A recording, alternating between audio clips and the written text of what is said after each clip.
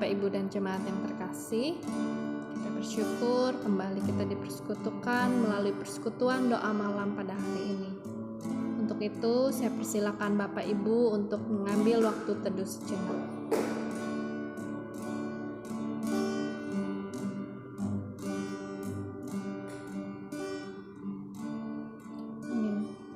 Mari Bapak Ibu, kita datang ke hadirat Tuhan. Kita mau menaikkan pujian Sungguh Besar Allahku.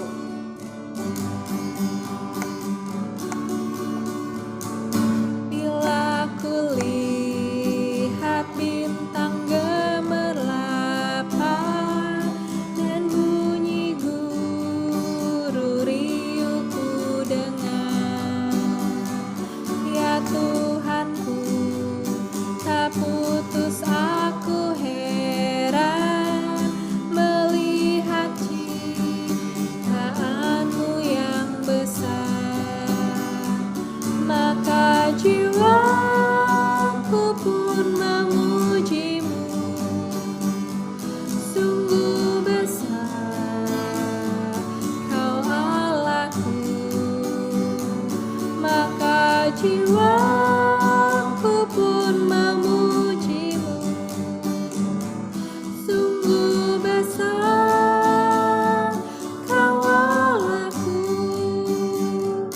Ya Tuhanku, apabila ku renungkan pemberian-Mu dalam penebus, ku tertegun bagiku dicurahkan oleh Putra-Mu, darahnya kudus. Maka jiwaku pun memujimu, sungguh besar Kau Allahku. Maka jiwaku pun memujimu, sungguh besar Kau Allahku. Sungguh besar Kau Allahku, sungguh besar Kau Allahku.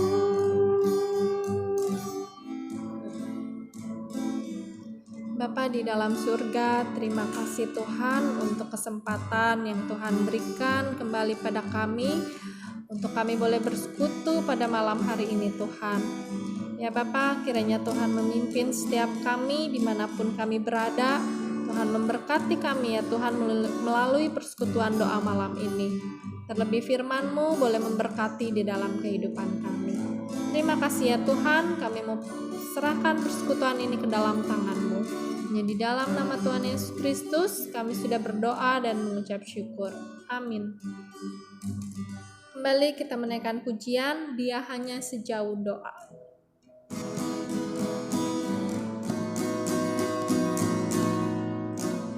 Bila kau rasa gelisah di hatimu, bila kelam kabut tak menentu hidupmu, ingat masih ada seorang nolong bagimu. Yesus tak pernah jauh darimu.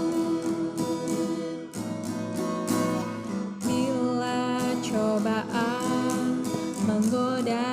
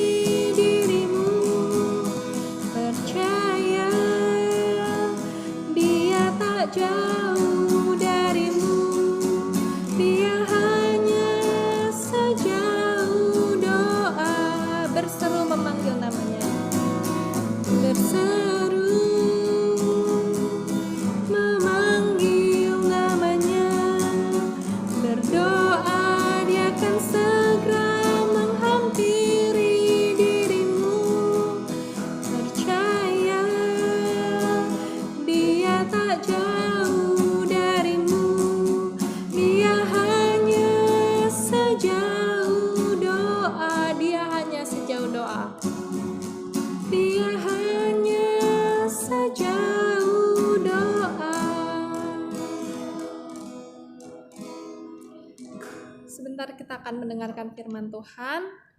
Kembali kita menaikkan pujian bagaikan bejana.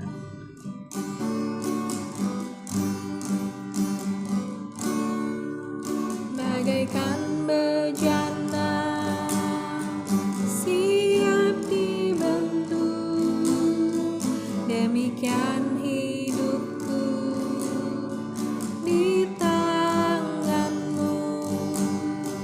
Dengan urapan kuasa Roh-Mu, ku dibaharui selalu.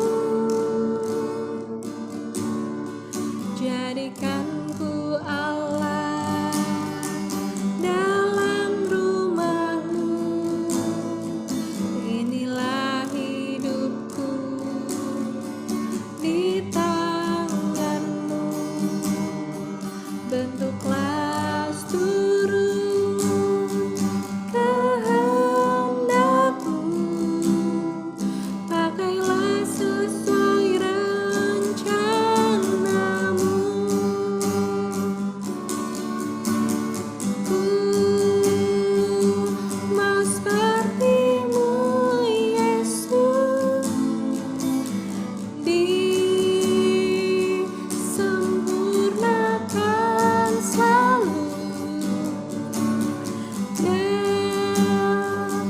dalam segenap jalanku, memuliakan nama-Mu. Ku mau seperti-Mu, Yesus. Ku mau seperti-Mu, Yesus, disempurnakan selalu dalam segenap jalan-Mu, memuliakan nama-Mu, memuliakan nama-Mu, memuliakan nama-Mu. Jemaat yang dikasihi Tuhan, kita akan masuk dalam perenungan firman Tuhan. Mari kita berdoa. Bapa di dalam surga, kembali kami datang kepadamu Tuhan. Terima kasih untuk penyertaan dan pimpinan Tuhan sampai dengan hari ini di tengah pandemi dan juga berbagai pergumulan kami. Engkau menyertai, Engkau menopang kehidupan kami. Saat ini Tuhan, kembali kami akan membaca sebagian dari firman-Mu, melanjutkan pembacaan minggu lalu. Kiranya Tuhan menolong setiap kami, baik hamba-Mu yang akan menyampaikan dalam segala kelemahan dan keterbatasannya untuk memahami firman Tuhan, maupun setiap kami dimanapun kami berada. Kami kembali diberkati dan disapa oleh kebenaran firman Tuhan. Terima kasih Tuhan, kami menyerahkan waktu kami ke depan sepenuhnya ke dalam tangan-Mu. Di dalam Kristus Yesus, Allah kami yang hidup, kami berdoa. Amin. Bapak Ibu, saudara-saudara, pembacaan kita melanjutkan pembacaan minggu lalu. Dari kitab Ayub, kita sudah memasuki pasalnya yang ke-9. Saya akan membacakan ayatnya yang ke-13 sampai ayatnya yang ke-21. Allah tidak menahani murkanya, di bawah kuasanya para pembantu Rahab membungkuk. Lebih-lebih aku, bagaimana aku dapat membantah dia, memilih kata-kataku di hadapan dia. Walaupun aku benar, aku tidak mungkin membantah dia, malah aku harus memohon belas kasihan kepada yang mendakwa aku. Aku berseru, ia menjawab, aku tidak dapat percaya bahwa ia sudi mendengarkan suaraku. Dialah yang meremukkan aku dalam angin ribut, yang memperbanyak lukaku dengan tidak semena-mena, yang tidak membiarkan aku bernafas tetapi mengenyangkan aku dengan kepahitan. Jika mengenai kekuatan tenaga, dialah yang mempunyai. Jika mengenai keadilan, siapa dapat menggugat dia? Sekalipun aku benar, mulutku sendiri akan menyatakan aku tidak benar. Sekalipun aku tidak bersalah, ia akan menyatakan aku bersalah. Aku tidak bersalah, aku tidak pedulikan diriku. aku tidak hiraukan hidupku. Ya, sedemikian pembacaan kita, Bapak Ibu yang dikasihi Tuhan. Mungkin yang menjadi pertanyaan kita di dalam bagian ini adalah, apakah ucapan Ayub ini ditujukan kepada Allah atau kepada Bildad yang mendakwa Ayub dengan membawa-bawa nama Allah? Nah, Bapak Ibu, di dalam kehidupan ini, bahkan belakangan ini, kita sering mendengar ujaran yang membawa-bawa nama Allah untuk menilai atau menghakimi orang lain dengan ujaran kebencian yang memanipulasi nama Allah di dalamnya. Bahkan ada orang yang dengan menyebut Allah Maha Besar, orang meniadakan nyawa sesamanya. Dan ini adalah hal yang ironis dan juga tragis. Nama Allah dibawa-bawa atau dimanipulasi untuk sesuatu yang jahat. Nah, Bapak Ibu yang dikasihi Tuhan, tentu ucapan Ayub ini adalah jawaban Ayub kepada Bildad. Karena Bildad menuduh Ayub dengan berbagai-bagai pertanyaan, dengan Bildad membawa-bawa nama Allah. Nah, di dalam bagian ini Bapak Ibu ada beberapa hal yang diutarakan oleh Ayub. Yang pertama, Ayub menyadari akan keterbatasannya di hadapan Allah. Jadi jika manusia berperkara dengan Allah, ia tidak dapat membantah Allah. Mengapa? Karena Allah itu maha besar, ia maha benar. Dan Ayub terbatas untuk memahami Allah. Dalam ayat 13 dikatakan, Allah tidak menahani murkanya, di bawah kuasanya para pembantu Rahab membungkuk. Lebih-lebih aku, kata Ayub, bagaimana aku dapat membantah dia, memilih kata-kataku di hadapan dia. Di sini ada kata Rahab ya Bapak Ibu, dalam gambaran kitab Nabi Yesaya. Rahab ini digambarkan seperti seekor naga yang kuat, binatang mitis yang punya kuasa, namun dibunuh Allah di tengah keadaan kacau balau. Dan itu digambarkan di dalam Yesaya 51 ayat 9, dikatakan begini, terjagalah, terjagalah, kenakanlah kekuatan hai tangan Tuhan, terjagalah seperti pada zaman purbakala, pada zaman keturunan yang dahulu kala. Bukankah engkau yang meremukkan Rahab yang menikam naga sampai mati? Lalu di bagian lain Rahab juga menjadi simbol untuk Mesir. Kita tahu Mesir pada zaman itu adalah bangsa yang kuat, yang punya kekuatan. Namun dikatakan di sini bahwa pembantu Rahab saja membungkuk di hadapan Tuhan. Lalu kata Ayub, apalagi aku di hadapan yang maha kuasa. Nah, di sini Ayub menyadari ketidakberdayaannya dan ada sikap rendah hati di hadapan Allah. Dikatakan, walaupun aku benar, aku tidak mungkin membantah dia, malah aku harus memohon belas kasihan kepada yang mendakwa aku.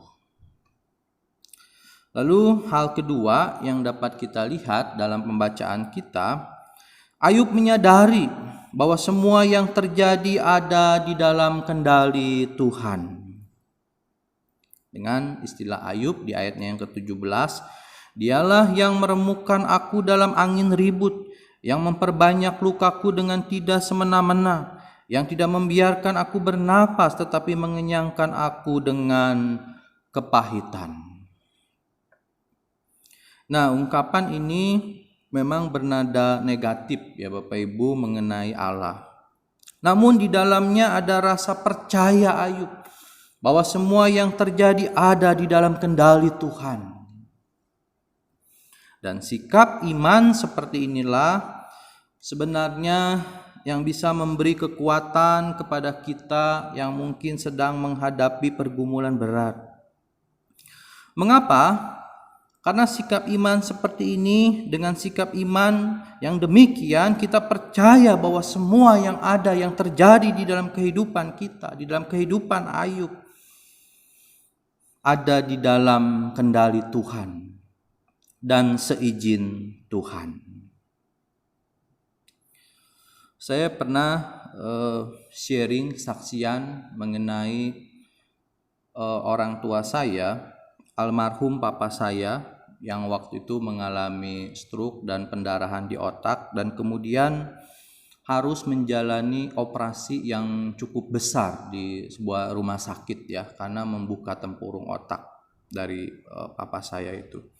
Nah, kita semua ketika itu berkumpul, kami keluarga besar, bahkan ada juga saudara-saudara papa saya di depan ruang operasi. Kami semua berkumpul, lalu kami berdoa supaya operasi berjalan dengan baik. Namun setelah 1 jam operasi itu berjalan, tiba-tiba lampu padam di seluruh rumah sakit di gedung itu. Dan kami mulai panik, lalu apa yang terjadi di ruang operasi? Sementara alat-alat oksigen, ya alat-alat yang lain untuk detak jantung itu membutuhkan aliran listrik. Dan setelah 2 menit ya lampu itu masih padam. Lalu kami semua mulai ketakutan dan menjadi emosi, dan kemudian saya turun ke ruang bawah. Saya marah-marah kepada satpam. Lalu saya ikut ke basement untuk sama-sama mengecek dari kondisi genset yang belum nyala. Dan akhirnya setelah 10 menit Bapak Ibu, lampu kembali bisa nyala. Lalu kami kembali ke ruang atas di depan ruang operasi. Semua kami takut, panik, dan bahkan juga menangis. Lalu di tengah kepanikan dan ketakutan itu, kakak saya ya yang nomor 2, yang juga dia hamba Tuhan, lalu menenangkan kami semua, mengumpulkan kami semua. Dia katakan, kenapa kita panik, kenapa kita takut, kenapa kita menjadi marah? Dia katakan semua fasilitas rumah sakit ini dipakai Tuhan. Dan tidak ada sesuatu pun terjadi di luar kehendak Tuhan. Lalu dia mengutip dari Matius 10 ayat 29, bukankah burung pipit dijual 2 ekor seduit? Namun seekor pun daripadanya tidak akan jatuh ke bumi di luar kehendak Bapamu. Dan kamu rambut kepalamu pun terhitung banyaknya. Sebab itu janganlah kamu takut, sebab kamu lebih berharga daripada banyak burung pipit. Mendengar itu kami menjadi tenang. Kemudian saya mulai merenung, oh iya ya, kenapa saya harus marah-marah kepada satpam mungkin yang tidak tahu apa-apa. Saya belajar untuk percaya, ya semua ada dalam kendali Tuhan. Dan memang operasi dari almarhum papa saya berhasil. Kondisi semakin baik dan kami membawa papa pulang berobat jalan. Selama 6 bulan Tuhan memberi kesempatan kami untuk merawat papa. Dan setelah itu papa dipanggil Tuhan. Nah, lalu yang bagian ketiga yang dapat kita lihat, Ayub mengakui otoritas Allah. Ya, dengan ungkapan ayat 19, jika mengenai kekuatan tenaga, dialah yang mempunyai. Jika mengenai keadilan, siapa dapat menggugat dia? Artinya Ayub menyadari otoritas Allah jauh lebih besar. Bahkan digambarkan Allah sebagai hakim. Dan Ayub tunduk kepada otoritas dan kuasa Tuhan. Meskipun ia merasa apa yang menimpa dirinya tidak adil. Nah, Bapak Ibu yang dikasihi Tuhan, apa yang dapat kita pelajari dari pembacaan malam hari ini? Ucapan Ayub ini adalah refleksi Ayub atas Allah yang ia percaya.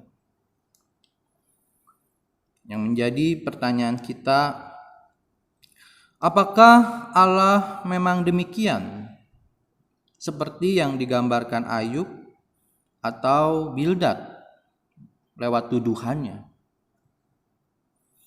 Memang Bapak Ibu, sepanjang percakapan ini kita masuk sampai pasalnya yang ke-9 malam hari ini, Allah belum berbicara apa-apa, baik kepada Ayub, ya, kepada Elifas, kepada Bildad. Yang kita dapat dari percakapan sejauh ini sampai dengan pasal ke-9 ini adalah gambaran Allah menurut Elifas, gambaran Allah menurut Bildad, dan gambaran Allah menurut Ayub di dalam refleksi pergumulannya. Jadi apakah Elifas yang benar, atau Bildad yang benar, atau Ayub yang benar? Kita belum dapat menjawab, ya, sampai nanti di pasal-pasal berikutnya, di pasal-pasal terakhir Allah berbicara atas perkara yang rumit ini. Nah, sebagai perenungan kita Bapak Ibu, melalui pergumulan Ayub ini kita dapat belajar berhadapan dengan realita yang tidak mudah. Iman selalu mengalami dinamika, mencari pemahaman tentang Allah. Dan di dalam berbagai pergumulan hidup, iman seseorang kepada Tuhan dapat bertumbuh. Seorang bijak mengatakan, pergumulan hidup dapat melatih otot-otot rohani kita. Sekalipun secara fisik kita lelah, namun secara rohani kita semakin berakar dan bertumbuh di dalam iman kepada Tuhan. Kiranya firman Tuhan kembali memberkati kita. Amin. Bapak Ibu, kita akan berdoa bersama-sama. Dimanapun Bapak Ibu saudara-saudara berada, mari kita mengambil posisi doa. Kalau Bapak Ibu bisa berlutut, mari kita mengambil posisi berlutut. Untuk pokok doa yang pertama, kita akan berdoa bagi bangsa dan negara kita, terkhusus untuk keamanan menjelang Natal dan Tahun Baru ini. Kita mendengar di media ataupun berita ada ancaman-ancaman terorisme. Biarlah Tuhan memakai aparat keamanan untuk menjaga damai sejahtera di negeri kita, terkhusus di kota Jakarta. Kita juga mendoakan untuk penanganan COVID dan kedisiplinan masyarakat. Kamis yang lalu kita mendengar kasus positif mencapai 8.000 sekian.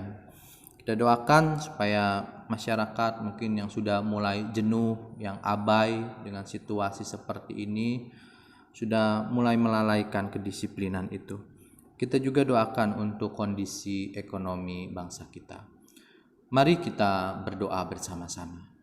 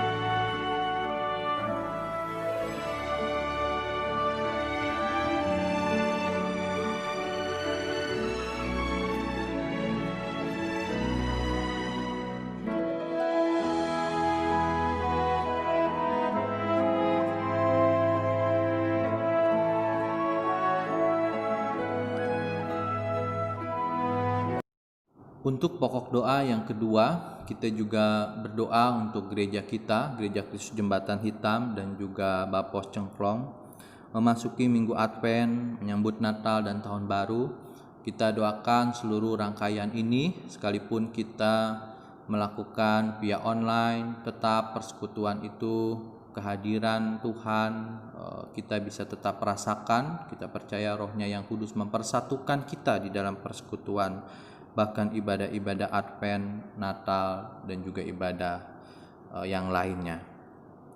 Kita juga mendoakan untuk kemajelisan dan juga BP bagian, supaya kita boleh saling terus melengkapi di dalam pelayanan, saling mendukung di dalamnya, dan juga mempersiapkan pelayanan ke depan setelah COVID ini berlalu.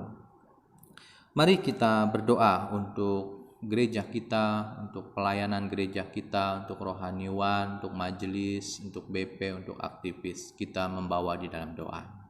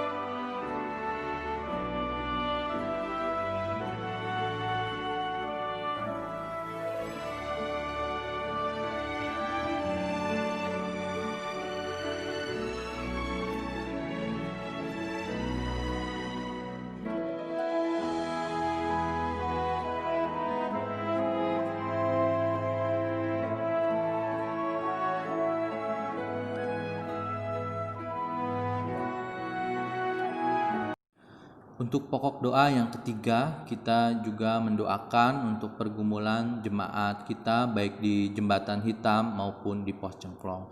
Kita doakan untuk mereka yang dalam kelemahan tubuh, yang sakit, yang mungkin Bapak Ibu mendengar anggota dari jemaat kita, supaya kita bisa membawa di dalam doa.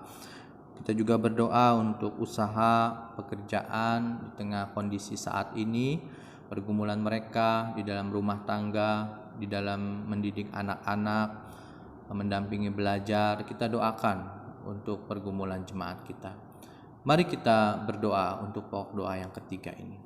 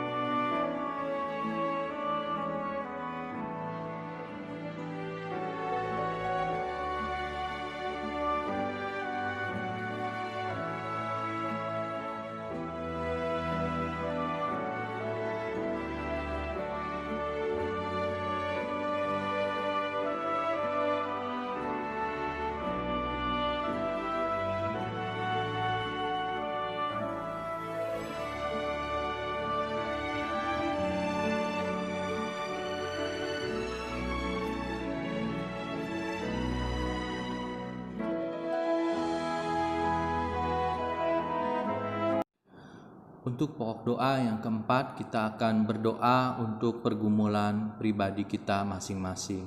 Apa yang menjadi harapan, doa dari Bapak Ibu, saudara-saudara, pergumulan apapun, mari di dalam kesempatan saat ini kita membawa di dalam doa. Kita bersatu melalui persekutuan online ini. Kita percaya Roh-Nya yang kudus hadir di tengah-tengah kita. Mari kita datang secara pribadi kepada Tuhan membawa doa-doa kita.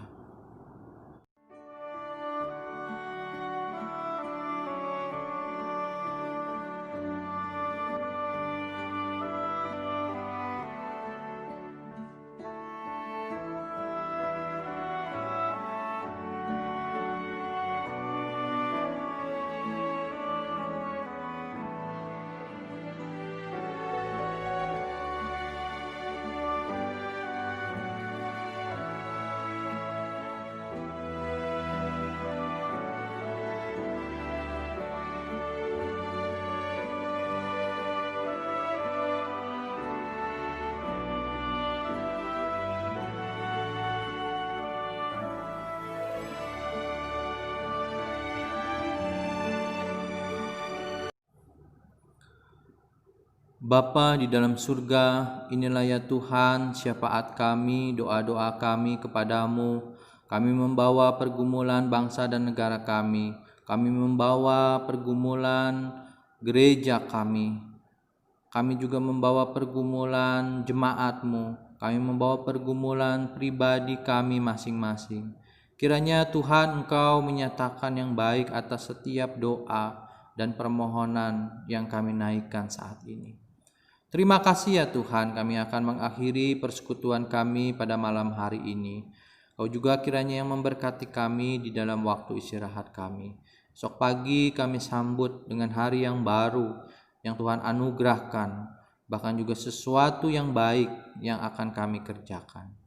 Terima kasih Tuhan, inilah doa-doa kami kepadamu. Di dalam Kristus Yesus, Allah kami yang hidup, kami berdoa. Amin. Selamat malam, selamat beristirahat, Tuhan memberkati.